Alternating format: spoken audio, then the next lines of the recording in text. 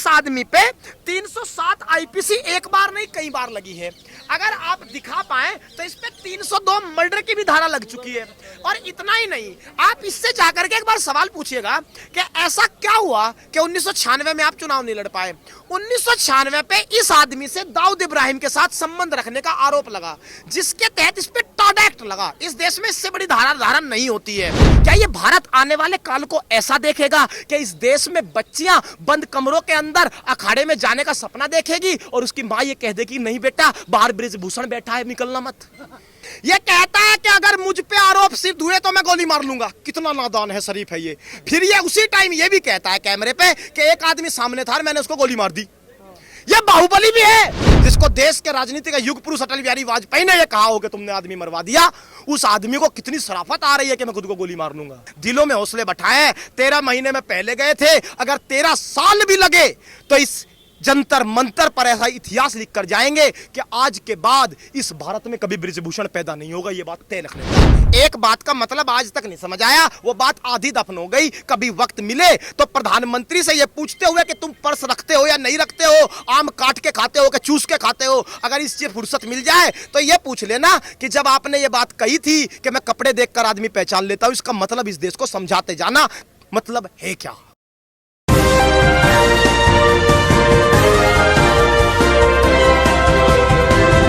जंतर मंतर पर इस वक्त हम मौजूद हैं। जैसे कि आप तस्वीरें देख सकते हैं कि पीछे पहलवान जो हैं हमारे अभी भी लगातार बीते दूसरे हफ्ते की तरफ अपने प्रोटेस्ट के लिए बढ़ रहे हैं। और सवाल वही है कि आखिरकार बीते 2 हफ्ते हो चुके हैं और किसी भाजपा नेता के पास इनकी आवाज़ सुनने के लिए फुर्सत नहीं है। और जब ये बच्चे देश का नाम रोशन करके आए थे तो वही भाजपा के नेताओं में होड़ मची हुई थी इनके साथ एक फोटो ट्विटर पर डालने की। और आज पूरी जगह खामोशी है। और आप यहाँ देखेंगे कि इधर ही रेलिंग पर ब्रिजभूषण की जो आपराधिक इतिहास है वो लिखा हुआ है। कहाँ कहाँ उनके ऊपर किस जगह पर कितने मुकदमे हैं वो लिखे गए हैं। जैसे कि आप देखेंगे कि नवाबगंज में उनके ऊपर मुकदमा दर्ज है, जो कि यहाँ संख्या 173A 74 तमाम धाराएं उनके ऊपर आईपीसी की लगी हुई हैं। फिर नवाबगंज में दूसरा मुकदमा, बहादुरपुर दिल्ली में मुकदमा, अयोध्या में पूरा मुकदमा, फिर फैजाबाद की ये पूरी लिस्ट, अयोध्या, फैजाबाद, नवाबगंज। इन तस्वीरों को दिखाना ज़रूरी है क्योंकि इधर ही एक और बैनर लगा हुआ है जो कि आप देखेंगे, जब जब धर्म का नशा तब तब भगवान का अवतार। और ये तस्वीरों पर बात करना ज़रूरी है। मेरे साथ तमाम लोग मौजूद हैं। किस तरीके से देखते हैं कि जब बच्चे यहाँ ख़ासतौर पर हमारे देश का नाम रोशन करने वाले जुटे तो ये कह दिया गया कि ये राजनीति के लिए बैठ गई। देखिए, इस देश का एक पैटर्न बन चुका है। आप समझ लीजिए, भले ही इस देश की सत्ता, सियासत और सरकारों को यह लगता है कि देश समझता नहीं है। आप एक बात समझ लो, आंदोलन को खत्म करने के कुछ पड़ाव होते हैं। हम आंदोलन करना जानते हैं तो ये भी जानते हैं आंदोलन खत्म कैसे किया जा सकता है। आंदोलन को अगर खत्म करना हो, सबसे पहले आप आंदोलन को धर्म में बांट दो। अगर वो धर्म से भी खत्म नहीं होता तो आंदोलन को आप जाति में बांट दो। अगर वो जाति में भी खत्म नहीं होता तो आंदोलन को आप राज्य में बांट दो। अगर वो राज्य से भी खत्म नहीं होता तो आंदोलन को आप व्यक्ति में बांट दो। और व्यक्ति में कमियां होती है, उस पर 4 आरोप लगाओ, पुलिस से उठवा लो, आंदोलन खत्म।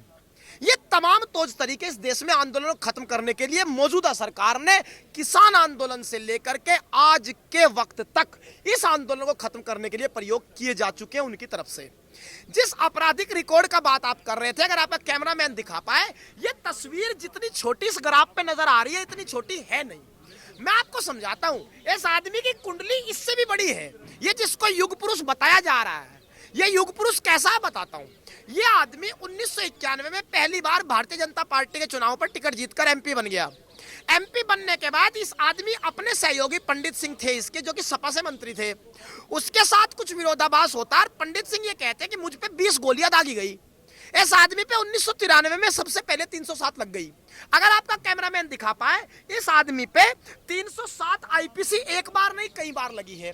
अगर आप दिखा पाए तो इस पे 302 मर्डर की भी धारा लग चुकी है। और इतना ही नहीं, आप इससे जाकर के एक बार सवाल पूछिएगा कि ऐसा क्या हुआ कि 1996 में आप चुनाव नहीं लड़ पाए। 1996 पे इस आदमी से दाऊद इब्राहिम के साथ संबंध रखने का आरोप लगा, जिसके तहत इस पे टाडा एक्ट लगा। इस देश में इससे बड़ी धारा नहीं होती है। और 1996 में इसकी पत्नी को चुनाव लड़ना पड़ा, क्योंकि मौजूदा साहब पे तो टाडा था। इस आदमी पे पोक्सो लग चुका।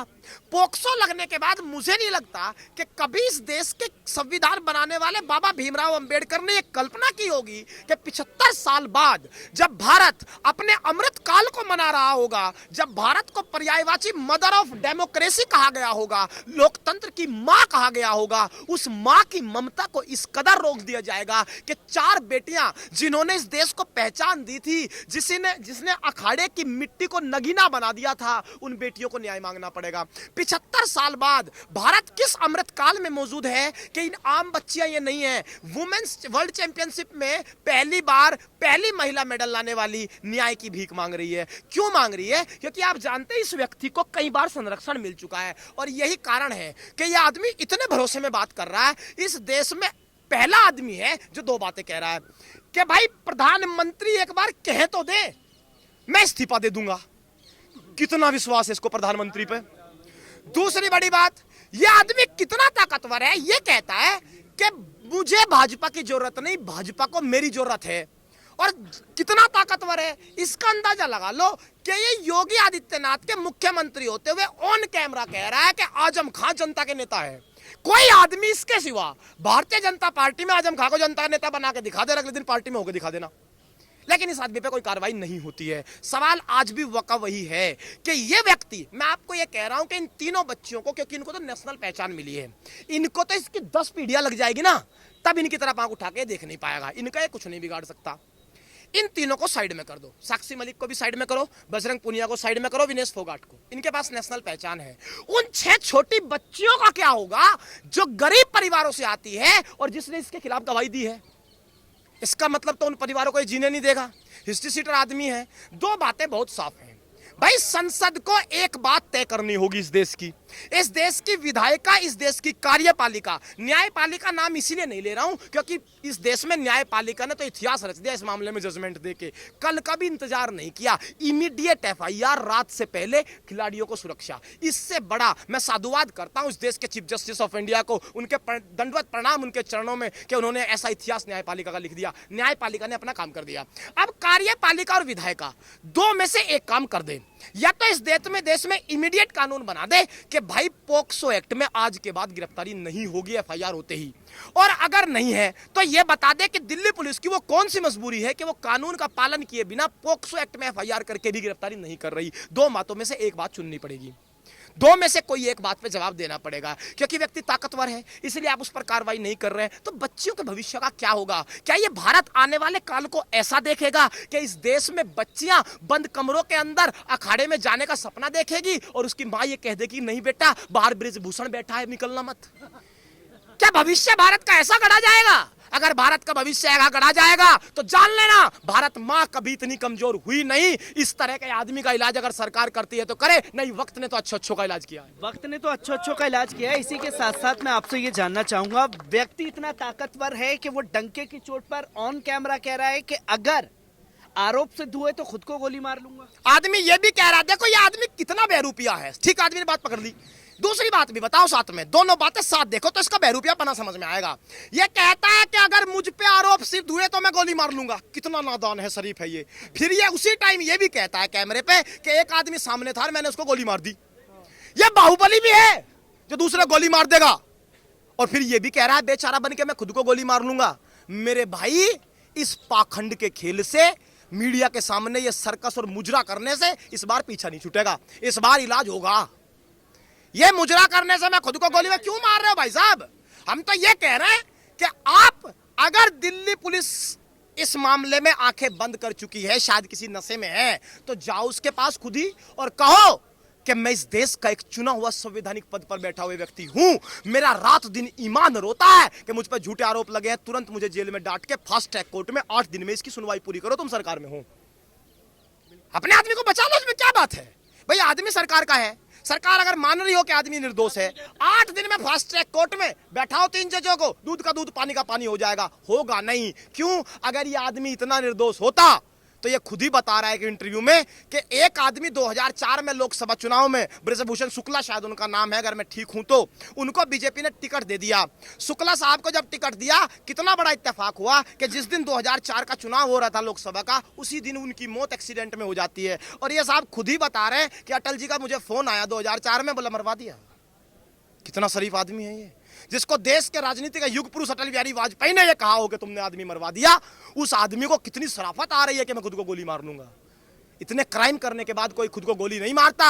लेकिन एक बात जान लिया, गोलियों की तो हम बात ही नहीं करते, हम दिलों में गांधी को बसा करके जीते हैं। और गांधी ने एक ही बात सिखाई है कि वक्त से आंदोलनों के फैसले नहीं होते, आंदोलनों के फैसले हौसलों से होते हैं। दिलों में हौसले बैठाए। 13 महीने में पहले गए थे, अगर 13 साल भी लगे तो इस जंतर मंतर पर ऐसा इतिहास लिख कर जाएंगे कि आज के बाद इस भारत में कभी ब्रिजभूषण पैदा नहीं होगा। ये बात तय रख लेना। आखिरी सवाल आपसे मैं लेना चाहूंगा। फहरिस्त एक लंबी है। उत्तर प्रदेश में माफियाओं का इलाज करने में माहिर हैं सीएम योगी आदित्यनाथ। एनकाउंटर हो जाते हैं, कस्टडी में मर्डर हो जाते हैं, पर जो सत्ता में उनके पक्ष में है उनके खिलाफ कोई कार्रवाई नहीं होती। देखिए, कल उत्तर प्रदेश के एक मंत्री हैं, उन्होंने बहुत बढ़िया बयान मीडिया को दिया है। मैं साधुवाद कहता हूं, सच्चाई कह गए, गलती से ही सही। उन्होंने कहा है, डिप्टी सीएम है, उन्होंने कहा कि हम अपराधियों का इलाज उत्तर प्रदेश में चुन चुन के करते हैं। अब चुनने का आधार जान लो क्या है। वो बुलाते हैं अपराधी को, माफिया हो, बोला हाँ अपराधी है, हाँ कौन सी पार्टी में हो? भाजपा में हो। अरे मेरे बच्चे तू वहां कहां पीछे, तुझ पे कोई धारा है? बोला कोई बात नहीं, धारा होगी तो इसको भाजपा की वॉशिंग मशीन में धुलाओ और इसको युग पुरुष घोषित करो। इसका मतलब इस देश में अपराधी चुन चुन कर इसलिए देखा जा रहा है, जो पार्टी के खिलाफ है उसे न्याय नहीं मिलेगा और जो पार्टी के पक्ष में है उसे न्याय मिल जाएगा। एक बात का मतलब आज तक नहीं समझ आया, वो बात आधी दफन हो गई। कभी वक्त मिले तो प्रधानमंत्री से ये पूछते हुए कि तुम पर्स रखते हो या नहीं रखते हो, आम काट के खाते हो कि चूस के खाते हो, अगर इससे फुर्सत मिल जाए तो ये पूछ लेना कि जब आपने ये बात कही थी कि मैं कपड़े देखकर आदमी पहचान लेता हूं, इसका मतलब इस देश को समझाते जाना, मतलब है क्या? कपड़े देश से इस देश में पहचाने जाएंगे अगर आदमी, तो बाबा भीमराव अंबेडकर को अगर सुन पा रहे हो तो वो, मैं यहां नर्क में खड़ा हूं और वो स्वर्ग में है, तो मुझे बता दे कि संविधान सभा ने अपना वक्त जाया क्यों किया था अगर इस देश में कपड़े देखकर ही आदमी पहचाने जाने थे। सवाल इंसाफ का है। एक बात समझ लीजिए, लाइट कट जाए, पानी कट जाए, पसीनों को पी करके प्यास बुझा लेंगे क्योंकि हम संघर्ष के रास्ते पर निकले हैं। भूख हमें इसलिए नहीं लगती क्योंकि इज्जत सम्मान हमारा उछाला गया है। हम यहां से जाने वाले नहीं हैं। फैसला चाहे जो हो, जब तक हो, इन बातों में उलझना नहीं चाहते। बात एक ही, मांग एक ही, ब्रजभूषण शरण सिंह सलाखों के पीछे, इसके सिवा दूसरा कोई वक्तव्य हम देंगे नहीं।